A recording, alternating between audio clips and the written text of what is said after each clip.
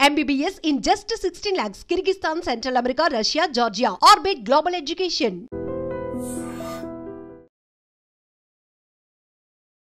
Hi hello నమస్తే welcome to iDream Media. నేను మీ శ్రావ్య. ఇప్పుడు మనతో ఉన్నారు GTA founder and chairman Vishweshwar Reddy garu, Washington DC. నమస్తే సార్. నమస్తే. సో ఇప్పుడు చాలా టారిఫ్ అప్డేట్స్ వచ్చేస్తున్నాయి అండ్ వీసా పరంగా కూడా చాలా అప్డేట్స్ వస్తున్నాయి. వాటి గురించి ఒకసారి డీటెయిల్ గా మాట్లాడుకుందాం sir. Sure. So first F1 visa గురించి చెప్తారా? F1 వీసాలో చాలా అప్డేట్స్ వచ్చున్నాయి కదా, అంటే కొన్ని సోషల్ మీడియా అప్డేట్స్ కూడా వచ్చున్నాయి.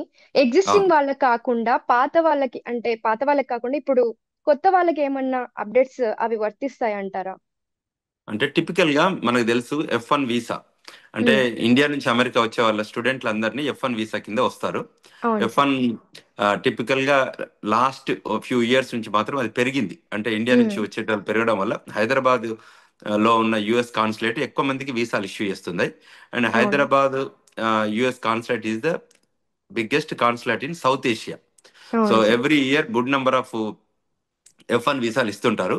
సో అందులో భాగంగా ట్రంప్ అడ్మినిస్ట్రేషన్ వచ్చాక సో F1 వీసా హోల్డర్స్కి ఏం చెప్పారంటే వాళ్ళకి సోషల్ మీడియా ఇన్ఫర్మేషన్ ని పబ్లిక్ చేయమని చెప్పారు. అంటే ఓకే. ఆ, ఏదైతే మన ప్రొఫైల్ అకౌంట్స్ ఉన్నాయో మనం ప్రైవేట్ గా పెట్టుకుంటాం కొందరు.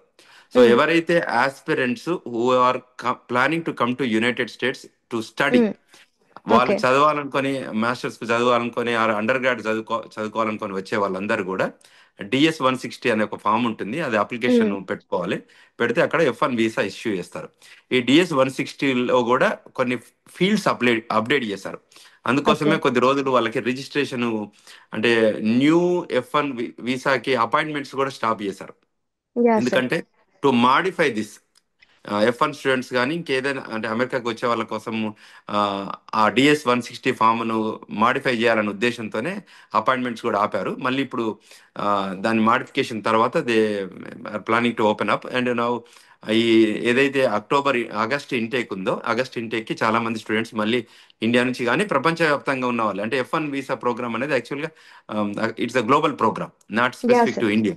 సో అంచేత వచ్చే వాళ్ళందరూ కూడా ఏదైతే ఇక్కడికి వచ్చి యుఎస్ ఇంటిగ్రిటీ కానీ యుఎస్కి అగనెస్ట్ ఏదైనా వాళ్ళు సోషల్ మీడియాలో పోస్ట్ చేస్తున్నారో, లేకపోతే అటువంటి ఇన్ఫ్లుయెన్సర్స్గా ఎవరైనా ఉన్నారన్న ఉద్దేశంతో ఈ ఓపెన్ అప్ చేయాలన్న ఉద్దేశంతో వాళ్ళ ప్రొఫైల్ను పబ్లిక్ చేయమని కూడా చెప్తున్నారు.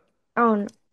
You can have any account, అది ఇన్స్టాగ్రామ్ కానివ్వండి, ఫేస్బుక్ కానివ్వండి, ఇంకేదైనా అకౌంట్ ఉన్నా కూడా స్నాప్ షాట్ కానీ ఏదైనా కానీ it should be a public, it should not okay. Be a private if you are appearing for F1 visa. F1 so visa. F1 visa so specific గా ఏంటంటే స్టూడెంట్స్ మీద ఎక్కువ కన్సర్న్ ఉంది. ఎనీవే ఇప్పుడు going forward ఎలా ఉంటుందంటే any visas ఇది పాత వాళ్ళకి వర్తించదా అయితే సార్?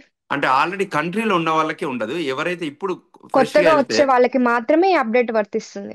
ఆ ఫామ్ లో ఉంటుంది కాబట్టి, ఎందుకంటే ఆ అవును. ఫామ్ లో వాళ్ళు ఇన్ఫర్మేషన్ ఇవ్వాల్సి వస్తుంది. అంటే అవును. వీసాకి వెళ్ళే వాళ్ళకి, అంటే అమెరికాలో ఉండి రెన్యువల్కి వెళ్ళే వాళ్ళకి కూడా, ఇండియాకి వెళ్ళి వస్తారు కదా ఎవరైనా, సో ఓకే. వాళ్ళకి కూడా వర్తిస్తుంది. ఓకే. ఎవరైతే మళ్ళీ యుఎస్ కాన్సులేట్లకు వెళ్తారో ఆ యుఎస్ కాన్సులేట్ లో కానీ ఎంబసీస్ కానీ అక్కడికి వెళ్ళి వీసా కోసం వెళ్తారో వాళ్ళు they have to go through this process. But this is not a complex activity, but they want to put this as one of the process. అంతేగాని సో సోషల్ మీడియా అకౌంట్లో ఉన్న వాళ్ళందరూ టిపికల్ గా ఇండియన్ ఇంట్రెస్ట్ కాకుండా ఇది వాళ్ళు ఏంటంటే middle east కానివ్వండి, ముస్లిం వాళ్ళు ఎక్కువ కంట్రీస్ ఐడియాలజీలో పెట్టుకొని ఇది ఇంట్రడ్యూస్ చేశారు తప్ప ఏదైతే ఇస్లామిక్ కంట్రీస్ ఉన్నాయో అక్కడి నుంచి వచ్చే వాళ్ళ గురించి ఇండియన్స్ నుంచి ఏమాత్రం ఇష్యూ లేదు. ఇది టిపికల్ గా ఓకే. మన వాళ్ళంతా మరి అంత అగ్రెసివ్ రైటర్స్ ఏం కాదు, అమెరికాలో అవును. ఇన్ఫ్లుయెన్సర్స్ కాదు. అవును. ఫేస్బుక్ లో కానివ్వండి, ఇన్స్టాగ్రామ్ లో కానీ అమెరికా అగనిస్ట్ గా రాసే ఇండియన్స్ అసలు ఉండరు, వెరీ నెగ్లెజిబుల్. ఎవరో యా. ఉంటే వాళ్ళని టిపికల్ గా ఇది చేస్తారు. సో కొత్తగా వచ్చే వాళ్ళకి మాత్రమే వర్తిస్తుంది కానీ ఆల్రెడీ ఉన్న వాళ్ళకి అయితే వర్తించదు అంటారు, అంతేనా సార్? Correct correct. అంటే ఎప్పుడు ఎవరైతే యుఎస్ కాన్సులేట్ కి వీసాకి వెళ్తారో అక్కడికి, ఆ వీసాకి వెళ్ళే వాళ్ళకి ప్రతి ఒక్కరికి వర్తిస్తుంది. ఇక్కడ ఆల్రెడీ కంట్రీలో ఉండి వీసా కాన్సులేట్కి వెళ్ళలేదు అనుకోండి, వీసా ఓకే. కోసం కాన్సులేట్కి వెళ్ళిన వాళ్ళకి వాళ్ళకి ఏం ఫిల్ చేయాల్సిన అవసరం లేదు. ఇది ఓకే. DS-160 ఫామ్ లో మనం ఎంట్రీ చేయాలన్నట్టు ఇన్ఫర్మేషన్. ఓకే. సో మిగతా వీసాలకైతే ఇది అట్లాంటివి ఏం లేదు, ఓన్లీ F1 వీసాకి మాత్రమే ఈ యొక్క కండిషన్ ఉంది. అంటే ఇప్పుడు ఏం చేస్తున్నారంటే ఇప్పుడు ఎవరైతే వీసా కాన్సులేట్కి వెళ్తున్నారో అంటే టిపికల్ గా ఇంపాక్ట్ ఎలా ఉండబోతుంది అంటే F1 వాళ్ళకి మ్యాండేట్ చేశారు, M1 వాళ్ళకి మ్యాండేట్ చేశారు, అంటే ఓకే. J1 వాళ్ళకి ఇట్లా ఏదైతే మన వర్క్ వీసా వాళ్ళకి మ్యాండేట్ చేశారు కొందరికి. అంటే ఈ DS 160లో అప్డేట్ తీసుకొచ్చి మేజర్ గా ఏంటంటే స్టూడెంట్ల మీద కన్సర్న్ ఎక్కువ ఉంది కదా, వీళ్ళైతే ఎక్కువ ఇన్ఫ్లుయెన్సర్స్ ఉంటారని చెప్పేసి ఆ ఏరియాలో పెడుతున్నారు. బట్ ఏంటంటే eventually it's going to go for every one. Thank you so much sir. Thank you అమ్మా.